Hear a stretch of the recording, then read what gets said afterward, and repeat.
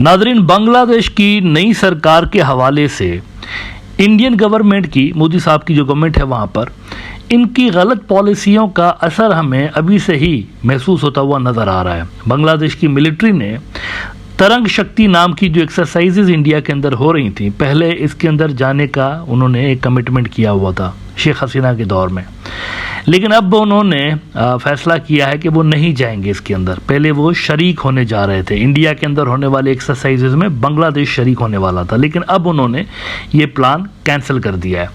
The print ने report किया है कि Bangladesh to not send C-130 aircraft for Tarang Shakti will send in observers, Sri Lanka steps in. यानी बांग्लादेश ने कहा है कि हमें फिलहाल उधर जाने की जरूरत नहीं है, हम नहीं आ रहे वहां पे। तो ये जो डेवलपमेंट हुई है इसमें कहीं ना कहीं पे आपको नाराजगी भी थोड़ी सी नजर आती है बांग्लादेश की, कि नई सरकार के आते ही एक प्रोपेगेंडा उनके खिलाफ स्टार्ट किया गया और उनके खिलाफ तरह तरह की बातें ना सिर्फ इंडियन मीडिया ने बनाई बल्कि इंडियन पॉलिटिशियंस ने भी झूठी सच्ची बातें इंटरनेशनल लेवल पर फैलाना शुरू की। और अभी तक वो शेख हसीना को सपोर्ट कर रहे हैं, लेकिन बीबीसी ने कहा है कि इंडिया को समझ नहीं आ रहा कि वो शेख हसीना के हवाले से करें क्या। वो कहते हैं India's Bangladesh dilemma, what to do about Sheikh Hasina. इनका क्या करना है इंडिया को नहीं पता अभी। और आगे मजीद वो कहते हैं कि ये जो इंसिडेंट वहां पर हुआ है इससे इंडिया की जो नेबरहुड फर्स्ट पॉलिसी है वो भी बहुत ज्यादा प्रेशर में आ चुकी है। कहते हैं कि with Ms Hasina's fall,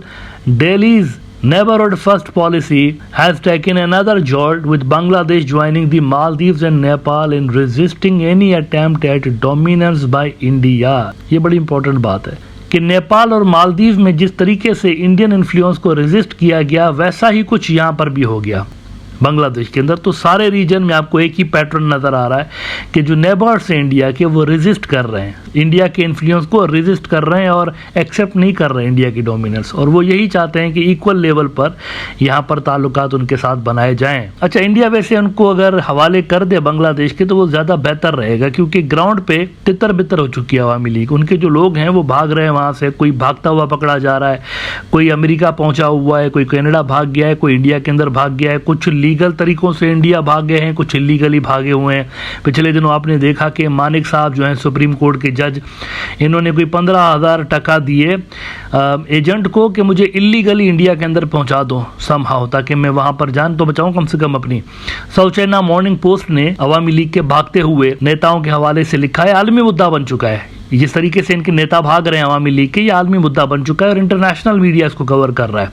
south China morning post कहता है कि Hasina's people flee Bangladesh fearing reprisal and prosecution. Several ministers and security personnel closely linked to ex-PM Sheikh Hasina are on the run as Bangladesh seek their capture. About 3 weeks after the Bangladesh Prime Minister Sheikh Hasina resigned and fled to country last month, AHM Samsuddin Chaudhry Manik, a former Supreme Court judge, reportedly paid 15,000 Bangladeshi takas $125 to an underground network to help him cross the border illegally into India। लेकिन वो पकड़े गए थे वहाँ पर, BGB वालों ने गालिबन इनको पकड़ा था। तो वहाँ सूरत हाल ये है कि ना सिर्फ इनकी पार्टी के अपने लोग बल्कि सिस्टम में जो इनके सिंपथाइजर्स हैं वो भी भाग रहे हैं, इधर उधर हो रहे हैं, पकड़े जाएंगे, सारे पकड़े जाएंगे। कोई भागता हुआ पकड़ा जाएगा, कोई सोता हुआ पकड़ा जाएगा, कोई जागे हुए पकड़ा जाएगा, लेकिन पकड़े सारे जाएंगे।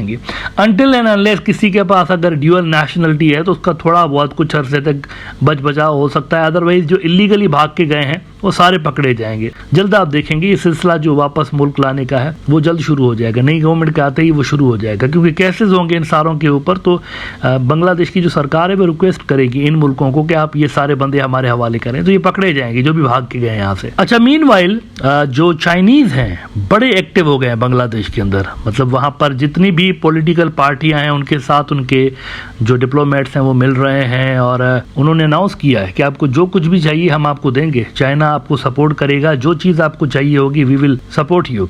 डेली ऑब्जर्वर ने कहा है कि China will extend whatever supports requested by Bangladesh Chinese envoy. बहुत बड़ा ऐलान है कि आपकी तरफ से जो भी स्टेबिलिटी लाने के लिए और वहां पर नॉर्मल सी रिटर्न करवाने के लिए आपको जो कुछ भी चाहिए होगा हम प्रोवाइड करेंगे। इस पे इंडिया के अंदर खतरे की घंटियां बज गई हैं और इंडिया ने ना चाहते हुए भी अब डिप्लोमेटिक एंगेजमेंट्स जो है वो थोड़ा सा बढ़ाना शुरू कर दिया बांग्लादेश के साथ, और इंडिया के जो हाई कमिश्नर हैं उन्होंने मेल मुलाकातें जनाब शुरू कर दी हैं। एनडीटीवी ने रिपोर्ट किया, Indian envoy Bangladesh home adviser meet discuss security cooperation. ये जो बांग्लादेश के home affairs, ministry of home affairs के जो एडवाइजर हैं उनके साथ इन्होंने मुलाकात की। उसमें बहुत सारे मुद्दे डिस्कस किए गए, लेकिन नॉर्थ ईस्ट भी डिस्कस किया गया। ये मैं आपको बताऊं कि मेन जो फोकस रहा वो नॉर्थ ईस्ट के ऊपर भी रहा। नॉर्थ ईस्ट में सूरत हाल बिगड़ रही है, इंडिया के लिए बिगड़ रही है, और ये अंदरूनी मसला है इंडिया का, इसमें कोई बांग्लादेश का लेना देना नहीं है, लेकिन इंडिया कंट्रोल नहीं कर पा रहा। खासतौर पर मणिपुर के अंदर सूरत हाल बहुत ख़राब हो गई है। उधर ड्रोन्स इस्तेमाल करना शुरू कर दिए हैं सेपरेटिस्टों ने। उधर जो सेपरेटिस्ट फोर्सेज हैं ड्रोन्स पे हथियार डालकर तो वो टारगेट कर रहे हैं इंडियन फोर्सेज को। डॉन न्यूज़ ने खबर लगाई हुई है कि rebels use drones to drop explosives on Indian forces. पहले नहीं होता था, अब हो रहा है कि ड्रोन हमले इंडिया की फौजों के ऊपर वहां पर हो रहे हैं। इंडियन मीडिया ज़्यादा इस पर रिपोर्ट नहीं कर रहा, लेकिन ये चीज़ वहां पर ग्राउंड पे हो रही है। कहते हैं कि insurgents in India's Manipur state have carried out a deadly attack on security forces using drones to drop explosives in what police called a significant escalation of violence in the restive northeastern region।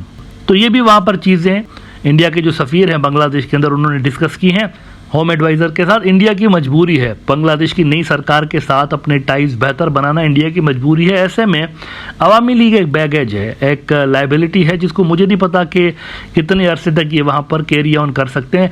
Awami league का एक plus point ये भी है कि उनको सिर्फ India के अंदर रूलिंग पार्टी नहीं, बीजेपी, कांग्रेस वाले भी सपोर्ट करते हैं। आपको पता है कांग्रेस वालों के साथ ज़्यादा बेहतर टाइज हैं शेख हसीना के, वहाँ पर मतलब ज़्यादा इनकी आपको फेवर नज़र आती है। इसी वजह से इतना बड़ा फॉरेन पॉलिसी का डिज़ास्टर हो गया इंडिया की हिस्ट्री का। मैं समझता हूँ सबसे बड़ा फॉरेन पॉलिसी का डिज़ास्टर ये हुआ है बांग्लादेश के अंदर, लेकिन चूचा नहीं किया कांग्रेस पार्टी ने, कोई क्रिटिसिज्म नहीं हुआ मोदी के ऊपर। वजह इसकी यही है, शेख हसीना को वो अपना करीबी तादी समझ रहे होते हैं, तो इसीलिए उन्होंने ज़्यादा टफ टाइम मोदी को इस बार नहीं दिया। इस फॉरेन पॉलिसी का ये जो बहुत बड़ा ब्लंडर हुआ है मोदी से, इस पे कुछ ज़्यादा प्रेशराइज नहीं किया। लेकिन सवाल आखिर में वही है कि कब तक इंडिया, कब तक शेख हसीना साहिबा की अनपॉपुलरिटी का बोझ अपने सर पे ढोता रहेगा।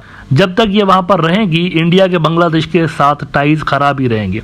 और वो जो रीसेट की कोशिशें 2-4 दिनों से लेकर नज़र आ रही है, कुछ डिप्लोमेटिक एंगेजमेंट्स इंडिया ने बढ़ाना शुरू कर दिया है। ख़ासतौर पर जब ये अमेरिकन ने ऐलान किया है कि हम नई सरकार के साथ काम करने को तैयार हैं, तो उन्होंने भी ग्राउंड रियलिटीज़ को आहिस्ता आहिस्ता एक्सेप्ट करना शुरू किया इंडियंस ने। तो ये रीसेट करने की कोशिश कर रहे हैं, लेकिन इस रीसेट में शेख हसीना वाला जो फैक्टर है ये बहुत बड़ा रोड़ा होगा। अब देखना यह है कि इंडिया कब तक अवामी लीग का बोझ अपने कांधों पर रखकर बैठा रहेगा।